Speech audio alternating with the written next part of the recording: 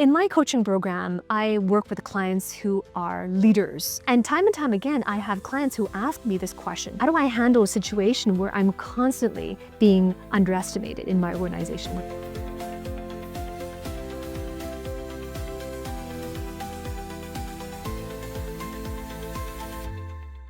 If you notice that you're being underestimated and it's happened, well, maybe not every day, but time and time again, you notice that senior executives are underestimating you, or maybe your peers are making comments and they're underestimating your skill level, and you're noticing this as a pattern, regardless of how frequent or infrequent it is, it's a feedback. It's a feedback because you see, when you're exceptional at something, people will notice. When you have mastered your domain, when you are kings and queens of your domain, people will notice. So if you are receiving that feedback that people are underestimating you, there's one or two things. Either you're really not good at what you do, or you're not good at communicating your value.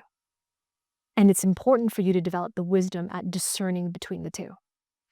Now, if you're noticing that there are certain senior leaders who seem to be underestimating you, and you're noticing it at the quarterly meetings or the annual meetings, and so those meetings don't happen very frequently anyway, but you're noticing that there's certain profile of leaders or certain leaders specifically who say things or make comments that underestimate you, then it's a feedback.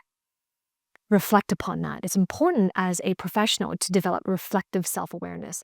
It could be that maybe in those domains where they're giving you feedback, that there are areas, opportunities for you to make improvements in your skills, or make improvements in your delivery, or make improvements in how you show up, in that reflection of it. Now, if that's not true, then the latter is more likely, and that just because you're good at what you do, just because you have the right expertise, just because you have the right solutions, the best, most thorough solutions for the business problems, you still got to be able to communicate that value and communicate it effectively. The key word is effectively. Communications create perceptions all the time. If in your communications you're creating a perception that causes them to underestimate your skill, then that is on you in how you're communicating. And this is all around sales and persuasion. You got to be able to communicate in a way that where you effectively demonstrate the value of what you have to offer.